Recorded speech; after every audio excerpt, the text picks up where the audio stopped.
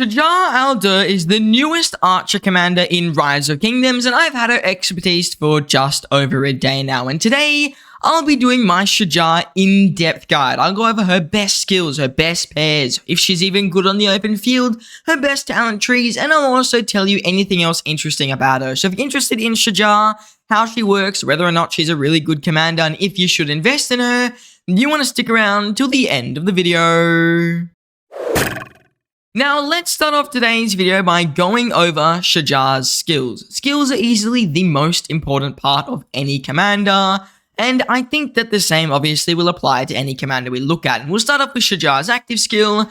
This is probably her most complicated skill. If she's a primary commander, she's going to deal direct damage to a target troop, damage factor 2,800. If she's serving as a secondary commander, for the next 10 seconds whenever she heals a target, she will also deal 80% damage of that heal strength as true damage to a target troop. This commander's troop is mighty healed as well for a large portion of slightly wounded units, healing factor 2000. What that's really trying to say is whenever she heals herself or other marchers, she's going to deal damage. 80% of whatever she heals will be dealt as true damage. If you don't know what true damage is, it's just damage that is not affected by an attacking troop's attack attribute or the defending troop's defense attribute. So it just bypasses defense and it doesn't get boosted by your attack damage. And then on top of this, if she's primary or secondary, she is going to make the target lose 50% march speed for 3 seconds. So that's just a small debuff, but really people care about that true damage and that heal strength and that 2,800 single target damage factor, which to my knowledge is the highest in the game. Moving on to Shajar's second skill, she's going to gain 35% health and 20% march speed. Solid all-around stats, not bad at all. Pretty strong in my opinion with the amount of stats she's getting there. Definitely a meta level. The 20% march speed, well above what we normally see for archers. 35% health is the highest amount of health any archer commander in the game has on a single skill. So Shajar's second skill, definitely up there with some of, if not her strongest skills, in terms of its just scaled power. It is definitely quite an obvious addition of power creep into the game, which is why I would say that it is definitely her strongest skills in terms of the stat that she's getting. Moving on to the third skill here, if she's in the open field, her troops are going to take 10% less normal damage, really good against smite, and whenever this troop uses an active skill, it's going to mighty heal up to 3 nearby allied or friendly troops, including her own troop, for a large portion of their slightly wounded units, healing factor of 500. This has a cooldown of 3 seconds. This skill is good if you're running her as a secondary. She's going to heal other marchers, which will allow her to deal more of that true damage and of course increase your damage factor. So it's a good skill if you're running other marchers. Otherwise, it's a meh skill. It's okay, the stats you're getting are good, the healing factor is decent, but you don't really want healing factor if she's not going to deal damage, which is why as a primary, this skill is nowhere near as strong. Moving on to Shajar's fourth skill, this commander's troop takes 20% less damage while on the map. This is obviously an amazing part of her skill. Just 20% less all damage at all times is amazing, no doubt about it. And then on top of this, while she's on the map, whenever she is reduced below 60% units remaining, she's going to be mighty healed for a large portion of slightly wounded units, healing factor 5,000. And for the next 8 seconds, her own troop will lose 40% attack, but take 40% less all damage. That's a total of a 60% all damage reduction. Little bit insane, to be fully honest, the amount of all damage that she is getting, but very good. So that is a good skill. The damage on that healing factor from testing and from what I've seen, it's decent. It's like 10,000-ish damage factor. It's just not amazing. Like, it's average. I mean, there's definitely stronger out there. The scaling with the mighty healing is just weird, and we'll talk about that in a minute. It just doesn't seem as strong as it should be, which is definitely something that I would say Shajar suffers from. On top of this, she can only do this skill once per hour, but it resets if your commander enters their city. Moving on to Shajar's expertise, whenever this commander's troop heals a troop for the next 3 seconds, the healed troop will get 10% defense and deal 20% more normal damage. That's a good buffing thing. I think it's good for immutable. Essentially, she's just going to buff your immutable, and we do like that. Any buffs, definitely a good thing to have. But that is a strong skill to have in her open field kit. Now, in terms of her best skills, like which ones you really need, I don't think Shajar is strong enough to run her anything below close to expertise. She might be able to get away with a 5-5-5-1, Maybe. I think that's possible. Personally, I'd rather skip the third skill and try and get the fourth. The fact you can take 20% less all damage while on the map is good on the open field. The third skill is good if you're running her as a secondary, but we'll get into that soon. So really, I think Shajar's best loadout, if you don't expertise her right now, would be something like a 5-5-1-5. Just skipping that third skill. It's a good skill, don't get me wrong, it's definitely strong, but it's just not as good as the fourth skill, and if you want to save gold heads, that would be my route to take. So 5-5-1-5 is probably the best for Shajar. 5-5-5-1 isn't as good because you're losing a always 10% all damage reduction, and you're losing up to another 20% whenever you go below 60% HP. So Shajar, I think that 5-5-1-5 is pretty important, but all of her skills are, in my opinion, very powerful, and she's worth the expertise. Unlike Boudica or Herman, where they've got one skill that's not as good, Shajar's expertise is really nice, especially if you're running a bigger murder ball. The normal damage increase is amazing if you have smite commanders, and the defense is nice, of course, and then everything else in her kit is good. Her active skill, it's decent, her second skill is amazing, her third skill is decent, her fourth skill is decent. So you kind of want them all, they're all equally as valuable relative to her kit.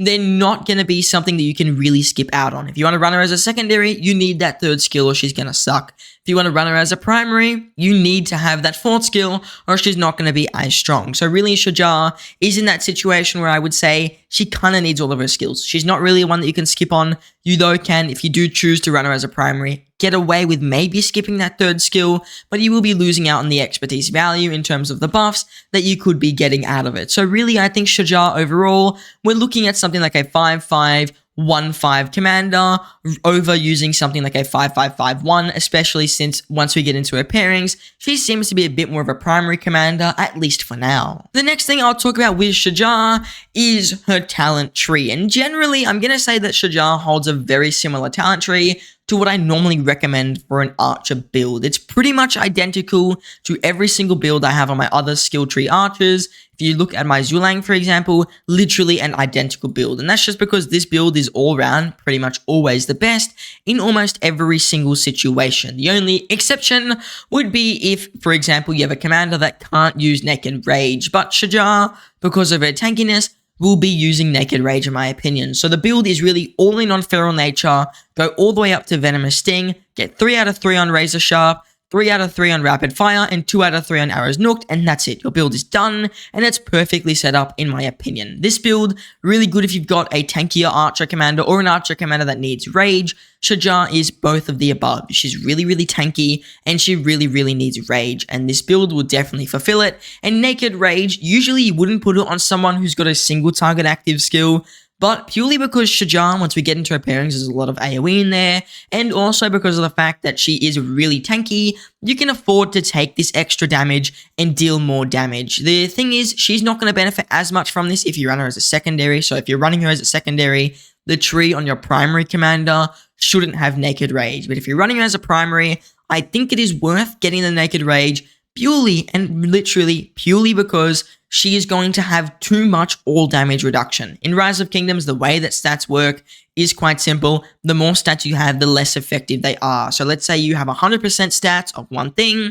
It's, for example, 1% of stats, and then it's 1% of the 100% minus the 1%. So it's 1% of the remaining percentage you could get. That's really complicated to say out loud. But for example, let's say you have 1% health and 100% health makes you full health. If you get another percent of health, it's 1% of 99% because you already have 1%. That is how the stats scale in Rise of Kingdoms. And because Shajar has such high all damage, but no real skill damage bonuses, you can get away with taking a little bit more skill damage or dealing a bit more skill damage and taking a little bit more skill damage. So Shajar's severe tankiness makes it so that this Naked Rage skill, in my opinion, is worth going and getting no matter who you're running her with, as long as she is the primary, because she will benefit from this skill damage. If she's the secondary, true damage does not trigger this skill damage, so in most situations, it's not worth it unless you have a really, really high AoE commander. Now, in terms of Shajar's best pairings, and I don't really have a 100% solid answer. A, there's still testing going on, but B, I think that with Shajar, she works currently averagely with every single archer commander. One thing I can say for certain, she is not a secondary commander with any archers besides the new MGE archer. This new MGE archer is not out yet. He is still technically Chio Young. I hope they didn't butcher that. He's not in the game yet. he's in the MGE, but no one's gotten access to him. I can almost guarantee that him as a primary with Shajar as a secondary is probably going to be the best archer pairing for Shajar at least, and that is pretty much guaranteed, purely because Shajar is going to trigger a bunch of healing, which will make Chio do a bunch of AoE damage, because he's going to work exactly the same as Shajar with their active skill, and there's just ridiculous synergy. And Shajar will need to be the secondary to that March. And in that situation, Hectic Commander, I would use it. It's a top-notch March. But right now, her biggest issue with most players is that she's not going to have a good pairing. Shajar is going to be absolutely average with every single commander until Chio Yung becomes either more accessible or more people get access to him. Pretty much as simple as that. She's good with Zhulang if you run her as a primary because she's tanky, Zhulang's not. It's a good pairing. She's good with Herman. Herman not so tanky, Shajar really tanky. She's good with Boudica. Boudica not the most tanky, Shajar very tanky. Keep in mind this March isn't the best pairing, but it is a pairing you can run. Boudica has a bit of D-synergy with Shajar because Boudica wants to increase the amount of skill damage your opponent's taking. Shajar is going to be a primary, which means that this is pretty much useless for the actual March it's using. But nonetheless, it's still a good debuff, so you can get away with it. She is good with Ashurbanipal when Ashurbanipal is a secondary. She's good with YSG when YSG is a secondary, but she's rubbish anytime she has to be a secondary unless it's with Chio Yung. Simple as that. But she's not, in my opinion, at that meta-breaking level, especially at the point where she can split up the Zhulang and the Herman. Zhulang Herman, in my opinion, should just stay together because it is stronger than running a Shajar as a primary. It's quite simple, I would say. Shajar primary with either Herman or Zhulang secondary isn't as good as Zhulang with Herman, because Zhulang Herman, you're boosting the AoE damage. You'd rather have the skill damage boost on that AoE. It's going to give you a lot of AoE damage. And then Herman's poison effect, what you might not know is that whenever a target uses AoE damage, the primary commander, whatever the primary commander hits, the secondary commander is almost guaranteed to hit. So if you run a Herman Zhulang or Zhulang Herman and your Herman is in that March, the person that he hits with that AoE poison, the next skill cycle, Zhulang is going to hit the exact same marches as long as they're still in range, and it's going to boost his skill damage. It's just a very small amount of extra synergy over running Zhulang and Herman separate. In my opinion, I still think it makes them a better pairing to run together. Plus, when you split them up, you get a bit of a weird situation where you can run something like a Henry Zhulang and then Boudica Ashurbanipal, but then Zhulang becomes weaker, or you can run Henry Herman, but that's not enough rage gain. It's just a very weird situation, which is why Zhulang with Herman is still better, and then Shajar, in my opinion, either goes with YSG or Ashurbanipal. It's quite simply her best pairing. I think it works the best at the moment, but overall her definite best pairing will be with Chio Yung. Once he releases, run him as a primary, run Shajar as a secondary. There's too much synergy for this March to be bad. I just don't see it even being possible. So Chio Yung with Shajar will be the best March, just because you're going to have AoE constantly firing off. It's going to be a really strong March, going to be super tanky. But right now, it's not in the game, so it is not as tanky as it can be. The final question I'm going to answer today, and this is probably the one that I have definitely been asked the most, is should you invest in Shajar? And my real answer right now is, yeah, nah. Her biggest problem is the fact that she's got no pairings. I mean, over the current commanders in the game, she just isn't there. It's very similar to what I said about Belisarius and what I said about William.